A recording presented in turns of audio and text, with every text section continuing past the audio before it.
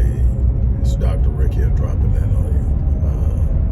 Hope you're having a happy Sunday. Hope everything is getting off to a great start for your week, for your final month of the year and everything else. Look,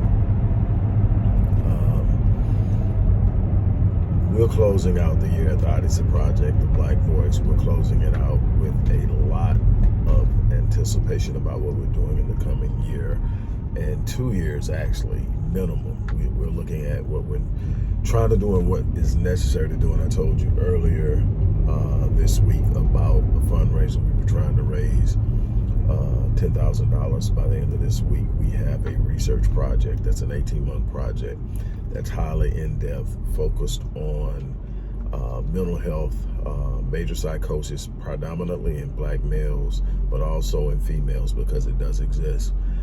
Specifically schizophrenia and certain types of bipolar disorder, and the inability to get the type of help necessary for adult males in psychosis, and what that means for the family, the community, how it impacts incarceration and homelessness and so much more. This research is necessary because it is the next step in creating resources and solutions and the platform to challenge policy. The current policy handicaps our ability to help our loved ones, and by the time that we are able to actually actively engage and forcefully intervene, by then it's too late. And we need to be able to confront and deal with that. We need to stop sitting around waiting on someone else to fix problems that we have the capacity, the mental capacity, the resources to really truly go in. So again, I'm going to challenge you to donate, to give, to support what we're doing. And it's so much more than that. For years, I've talked to you about the work we've done with Black Man Lead, what is a rite of passage initiative for young black males, the way that we need to properly racially socialize black males into black manhood. It's so much of an integral part of properly developing and preparing young boys to be men, and it's absent in so much of our population because we don't have a natural form through which to do it. The family is disrupted. 1.5 black men are missing.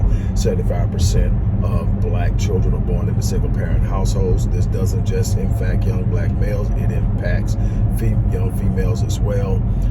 The sense of identity, the sense of purpose, the sense of self-image, self-concept, self-esteem, all of these things are directly connected and related and have an impact on long-term outcomes in health, in performance, in economic stability, and so much more. I have done hours upon thousands and thousands of hours of research on these topics. I have disseminated my findings in scholarly papers, in prose articles, in lectures, and in books. Here's the thing. Until we become problem solvers, until we become the people who are going to be committed to changing our situation, it won't change. It will get worse.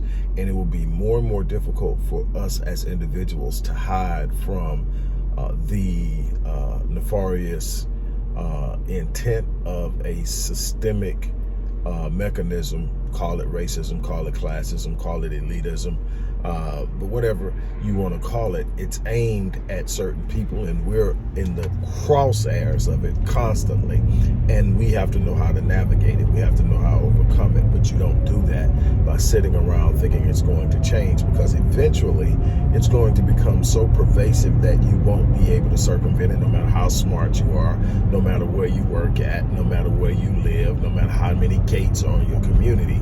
If we don't protect the least of us, it will eventually impact the greatest of us, and we won't be in a position to do anything about it.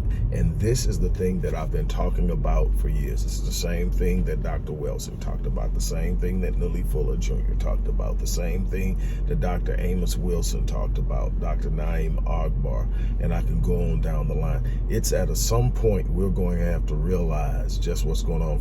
For years you have heard me say that blacks keep losing because we don't understand how things work. We major in the minor things while the major things go unaddressed, and it continues to this very day. Dr. Anderson has taught us so much about what we are missing and why we're missing it. And we just keep talking. We love a good debate. We love to talk about it. And we'll take a piece of knowledge when we do finally get it. And we don't do anything with it. We just want to boast about having it. We want to boast about how much we know than the next person, because all we care about is being better than the next black person. And we don't realize that that's not how we get on. That's not how we win. That's not where we're going to advance ourselves. I am so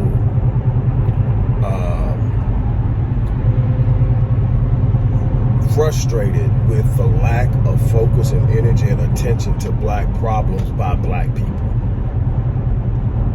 I don't expect white people to fix my problems. I don't expect the system and status quo to correct what it initially and intentionally created.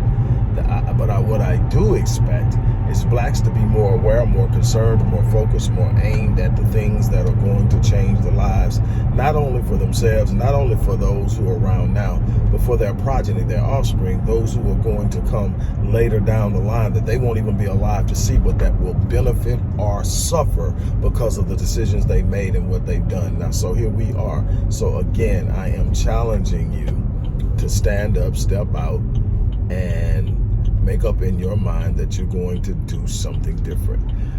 Go into the description box, look in the description box, and I want you to literally make up in your mind today that you're going to support what we're doing. Go out, click that button, and give.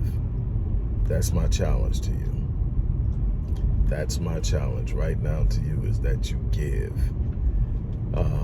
I can't stress it enough. This stuff doesn't happen for free. I've done it for years. I'm talking, we're 3 decades into my work, and none of this stuff happens for free.